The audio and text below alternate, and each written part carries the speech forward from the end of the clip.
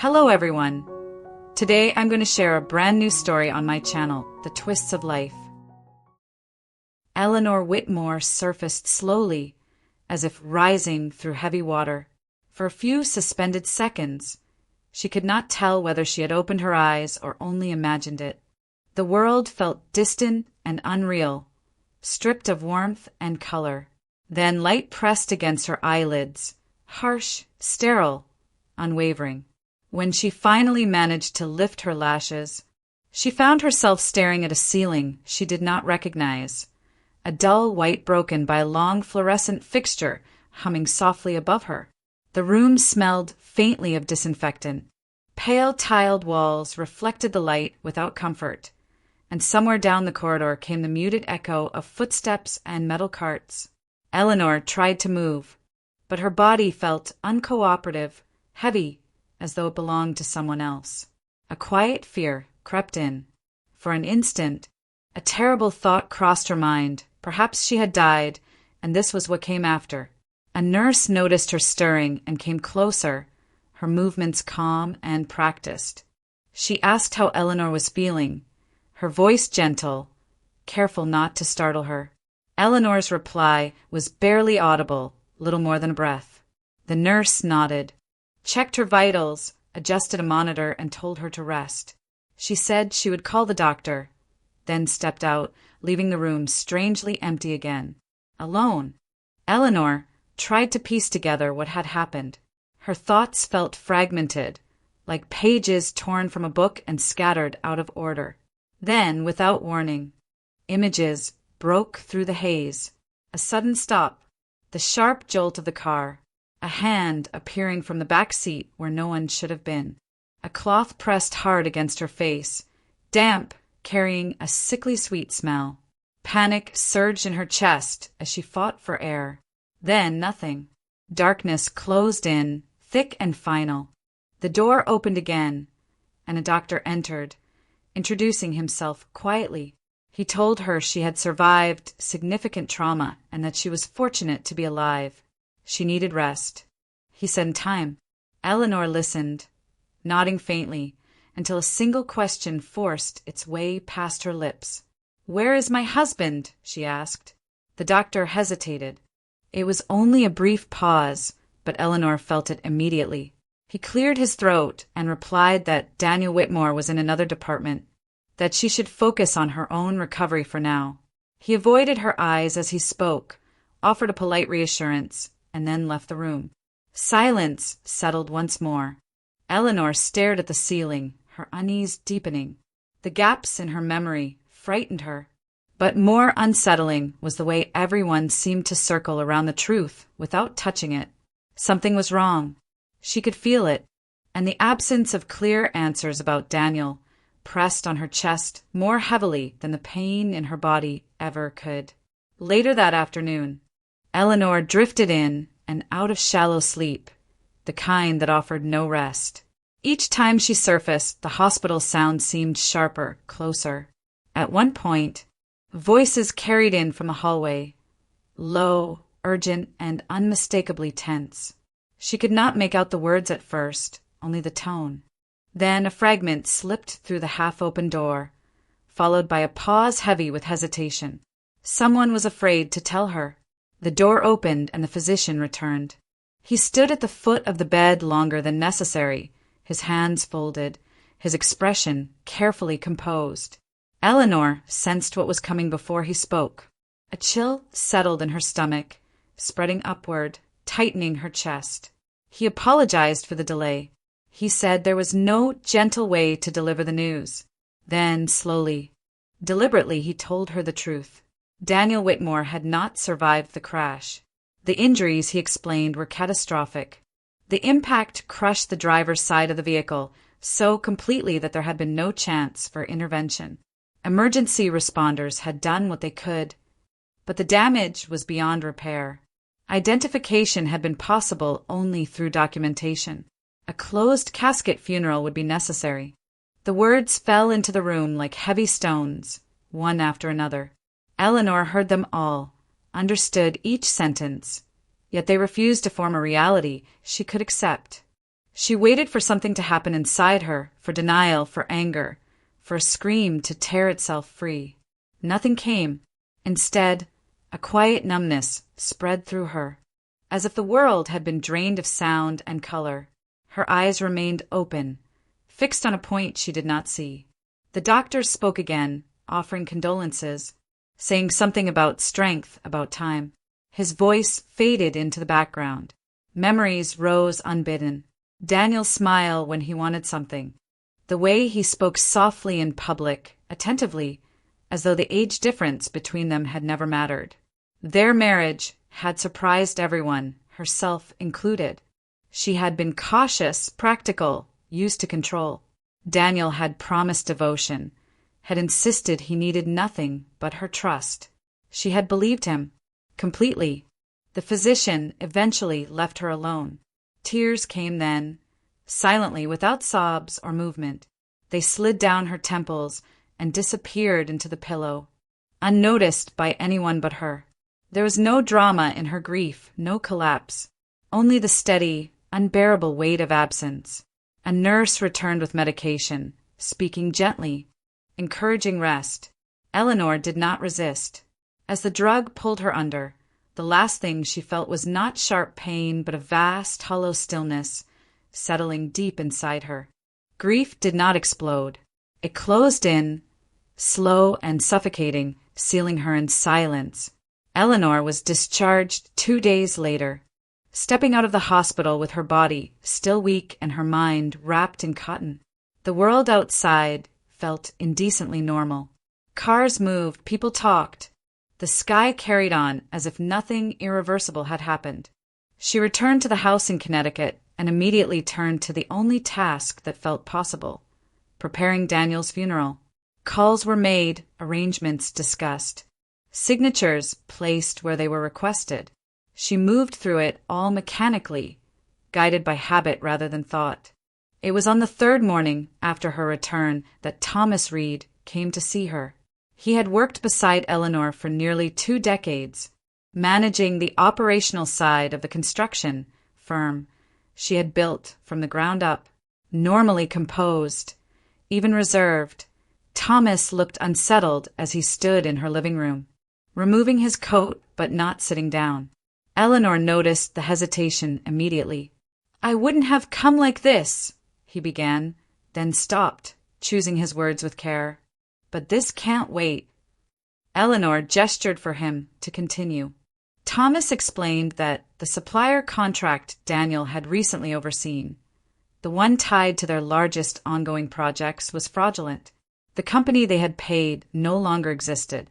Phone lines were disconnected, offices abandoned. The funds had cleared in full weeks earlier. There would be no materials, no deliveries, no chance of recovery. For a moment, Eleanor did not respond. She simply listened as Thomas continued, his voice steady but tight. Construction sites were already at a standstill. Subcontractors were demanding answers. Creditors were calling daily. Payroll was due. The banks wanted assurances she could not give. The implications settled slowly, brutally. The firm she had spent decades building, her reputation, her legacy, was teetering on the edge of collapse. "This doesn't make sense," Eleanor said quietly. Daniel reviewed everything. "We went over the samples together." "I know," Thomas replied. "I've checked every record since the accident. But the facts are the facts."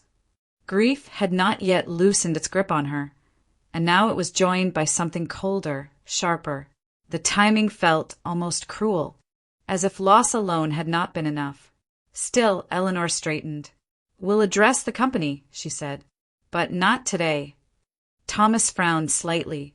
"My husband hasn't been buried yet," she continued, her voice firm despite the exhaustion beneath it. "The funeral comes first. Everything else can wait." Thomas nodded, understanding, and rose to leave. As the door closed behind him, Eleanor remained standing where she was, aware that the ground beneath her life had shifted once again. Grief had not even finished with her, and already ruin was knocking at the door. That evening, unable to sleep, Eleanor wandered through the grounds of the estate, drawn outside by the quiet. The air was cool, carrying the faint scent of damp leaves and cut grass. As she passed the small guardhouse near the gate, she noticed a light still on inside and heard a soft voice. She paused, then knocked gently. The door opened to reveal Harold Carter, the estate's elderly security guard, looking mildly surprised. Behind him stood a little girl, no more than 6 or 7, clutching a small paper bag with both hands. Her shoulders were slightly hunched, as if she expected to be scolded for being there. Harold cleared his throat and introduced her. Lily, his granddaughter. Eleanor lowered herself to the child's eye level, offering a calm smile. Lily returned it cautiously.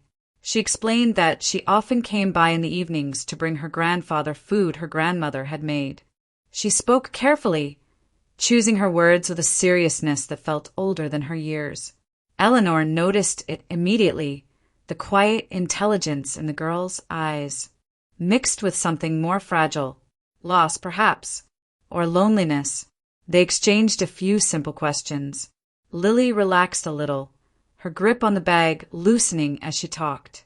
Then, without any sense of importance, she added something that made Eleanor's breath catch. "Daniel used to come out here at night," Lily said. "He showed me cartoons on his phone. The funny ones." Harold shifted uncomfortably and told her not to chatter. Eleanor forced herself to nod, masking her surprise. Daniel had mentioned nothing about this. Still, the comment seemed innocent enough. A man passing time indulging a child. Nothing more. Yet the words lingered. Seeing Lily shiver slightly in the cool air, Eleanor made a decision without thinking it through. She invited the girl inside to watch cartoons on a large television in the living room, just for a while. Lily's face brightened instantly, joy flickering across it like a sudden light. As they walked toward the house together, Eleanor felt a faint stirring she could not yet name. She did not know it then, but this quiet child, standing at the edge of her grief, would soon become central to everything she believed she had lost. Daniel Whitmore's funeral was held 3 days later, conducted with the same restraint and formality that had defined much of his public life. The service took place beneath a gray autumn sky, the air heavy but still. Colleagues from the construction firm arrived in dark coats, speaking in low voices. Business partners offered measured condolences. Friends stood in small clusters, unsure of where they belonged now that Daniel was gone. Eleanor remained composed throughout, dressed in black, her posture straight despite the fatigue that weighed on her. She greeted guests quietly, accepting their words without comment. Grief had settled into her like a deep, unmoving presence. There was no energy left for display. Margaret Whitmore arrived late, supported on either side. Daniel's mother looked fragile, diminished by illness and shock. Her hands trembled as Eleanor guided her to a seat near the front.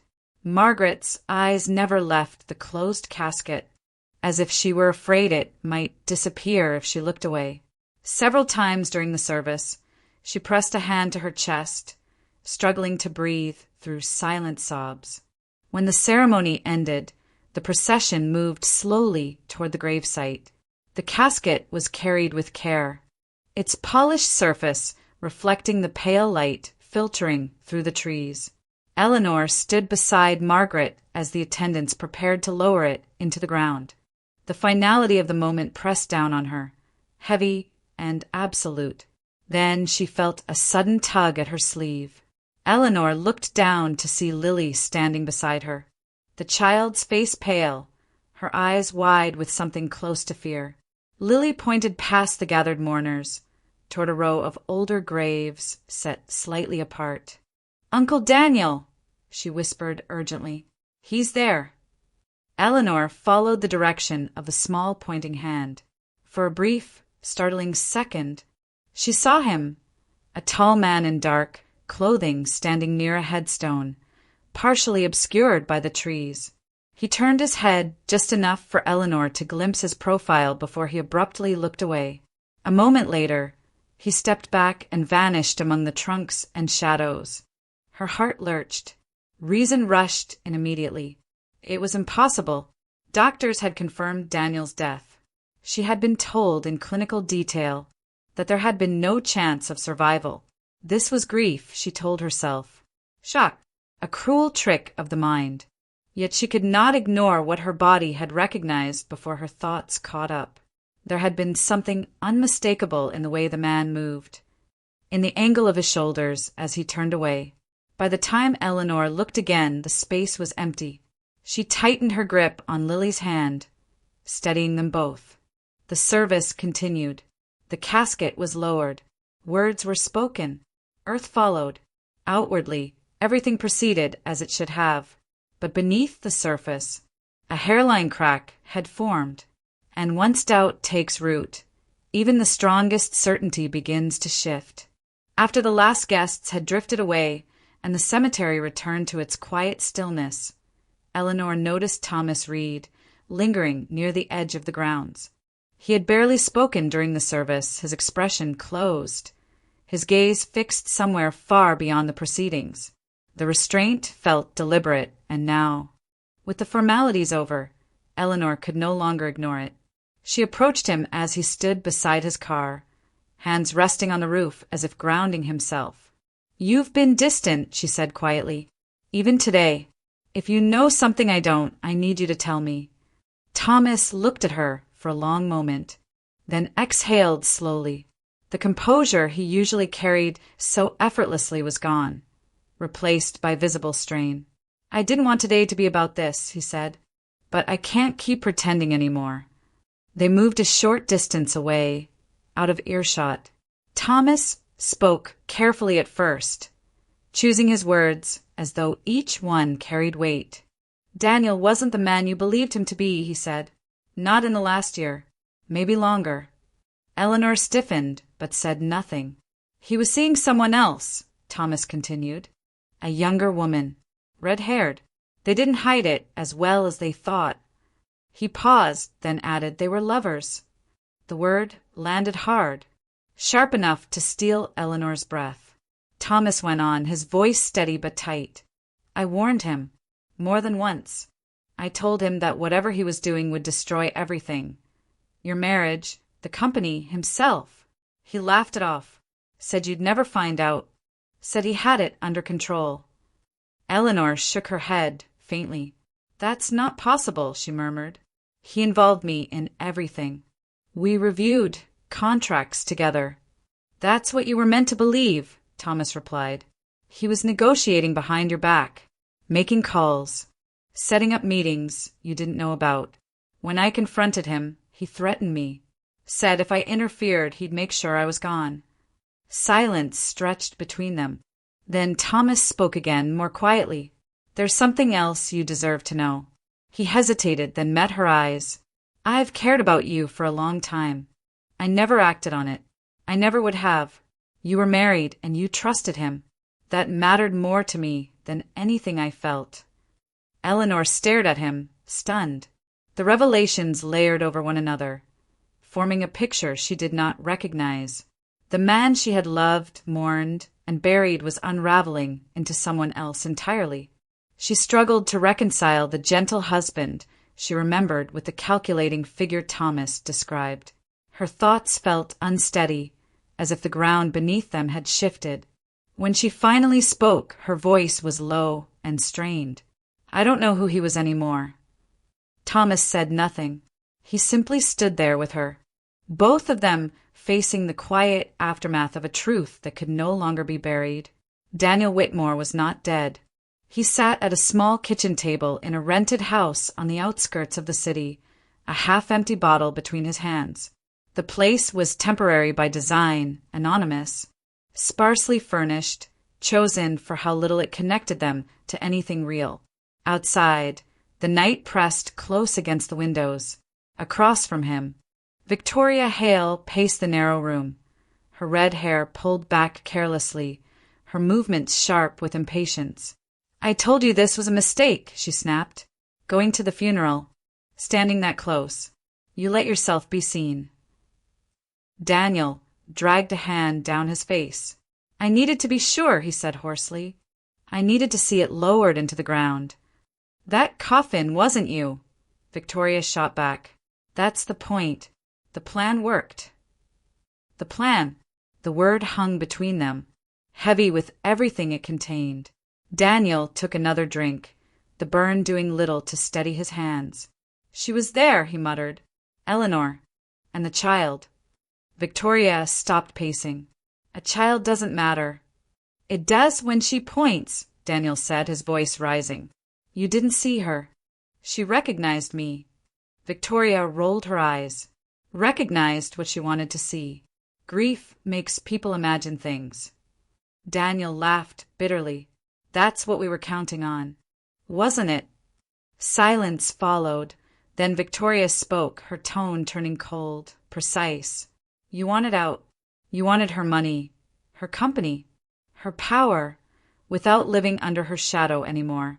So we planned it. She listed it as if reciting inventory.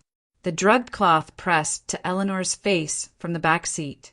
The sedative strong enough to knock her unconscious, but leave no lasting trace. The corpse acquired through a corrupt contact, dressed in Daniel's clothes. Placed carefully behind the wheel. The heavy machinery brought in after. The excavator. The stone dropped with calculated force to crush the driver's side and erase doubt. The staged crash. The closed casket, the clean disappearance. And the contract, Victoria added. The fake supplier. That was your idea. Daniel flinched. She never trusted me with real authority, he said. I was her husband, not her equal. She controlled everything. The company. The money. Even how I was seen. So you decided to ruin her, Victoria said flatly.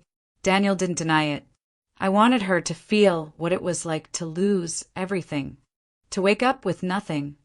Victoria crossed her arms. And now I'm leaving. The money's already moved. I'll be overseas before anyone knows where to look. Daniel stared at her. You're just going to go? You're the one who can't stop drinking, she replied. And you're the one who couldn't stay away from your own funeral. He said nothing. The bottle tipped again. The betrayal had not been impulsive. It had been planned, rehearsed, executed with care.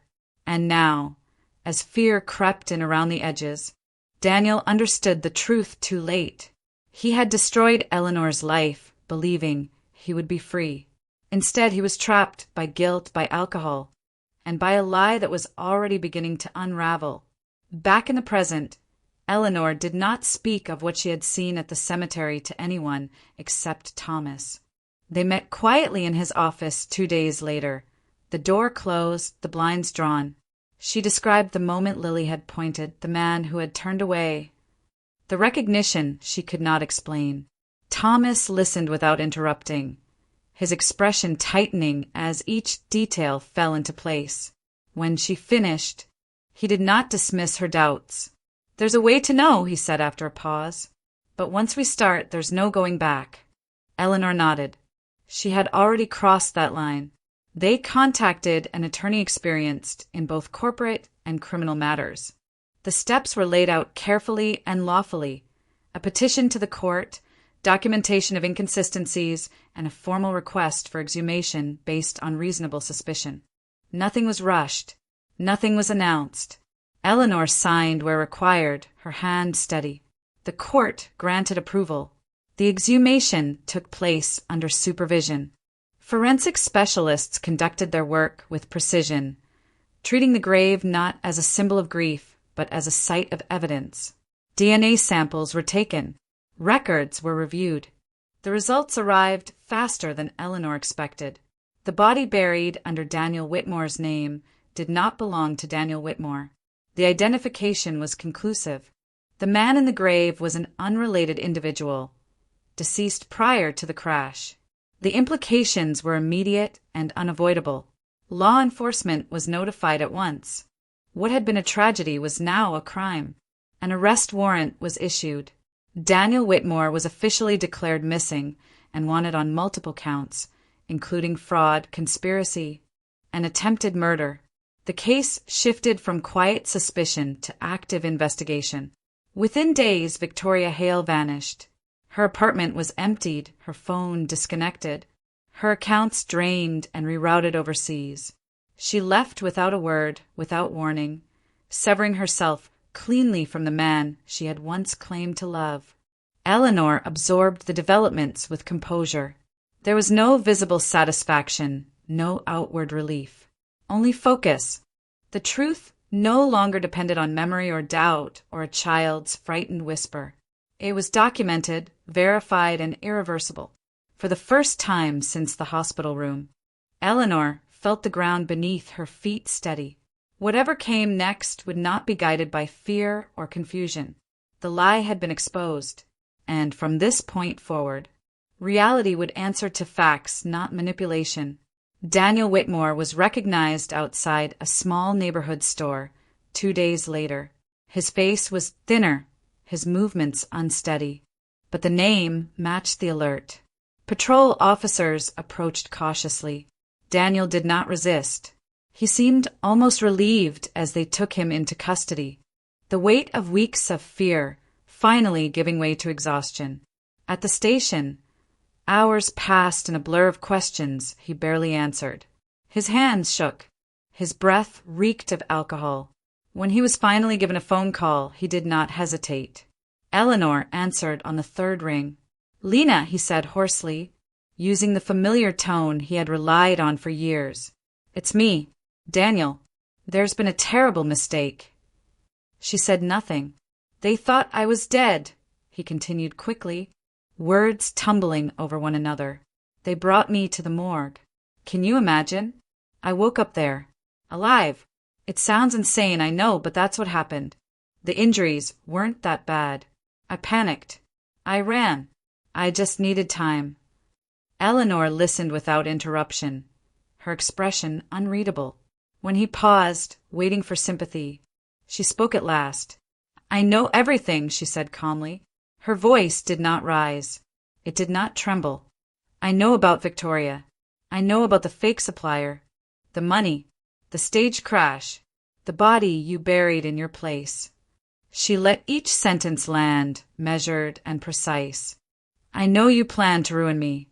Daniel tried to speak, but no words came. "You don't need to explain," Eleanor continued. "Legally, you're already dead. The man buried under your name. Close that chapter.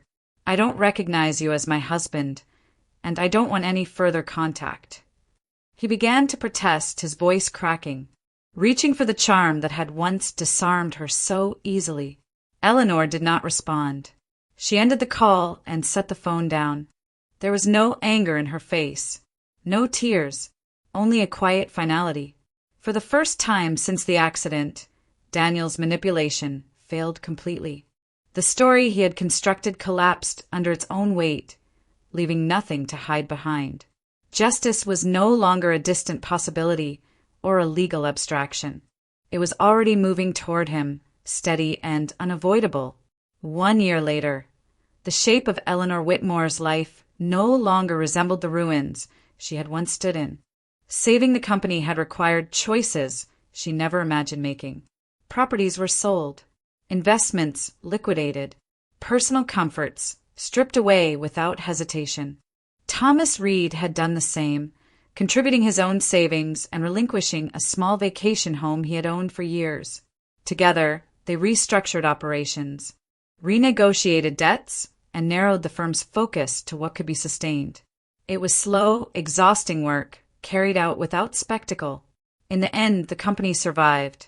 Thomas became its largest shareholder, not through ambition, but through loyalty proven when it mattered most. Eleanor no longer measured success by numbers alone. Lily Carter now lived with her full time. The adoption had been handled carefully and respectfully, with the full consent of her grandparents, who remained an important part of the child's life. Eleanor made sure of that. Lily had stability, a good school, and a home where she was never an afterthought. The quiet child grew more confident with each passing month, her laughter filling rooms that had once echoed with grief. Margaret Whitmore continued to live with Eleanor as well. The loss of her son had aged her, but she was no longer alone. The household that formed was not conventional, but it was steady, grounded in care rather than appearances. On a calm evening near the end of autumn, Thomas asked Eleanor to walk with him through the garden. There was no grand setting, no rehearsed speech. He told her he loved her, as he always had, and asked her to marry him. Not to save her, not to replace what had been lost, but to stand beside her as an equal, a man who had remained when everything else collapsed. Eleanor did not answer immediately. She looked at Lily through the window, at the quiet order of a life rebuilt with intention. Then she said yes. The truth had taken much from her. It had stripped away illusions, trust, and a marriage she once believed in. But it had not taken her integrity. It had not taken her resilience. And it had not taken her ability to choose a future shaped by clarity rather than fear. True justice, Eleanor learned, does not always arrive loudly. Sometimes it comes through patience, through evidence, through the refusal to be broken by betrayal. For those listening, perhaps this story leaves a question worth holding on to. When the truth finally arrived in your own life, what did it leave behind?